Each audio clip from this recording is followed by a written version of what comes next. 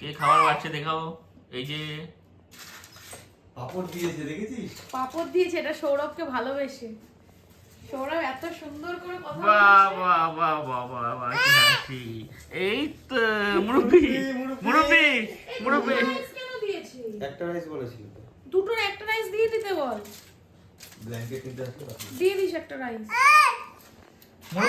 মুরব্বি আম করেন মুরব্বি। আম করবে মুরব্বি।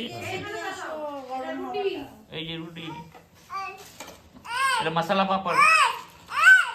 এটা হলো সৌরভের আলু জিরা। বাবা এত দিয়েছে। আলু জিরা। এক প্লেট এটা তো দেয়া। এটা ডাল। সৌরভের ডাল ফ্রাই। কি? পাপড় ভেঙে না, গলা আটকে বমি করবে। না না না, কিচ্ছু হবে না।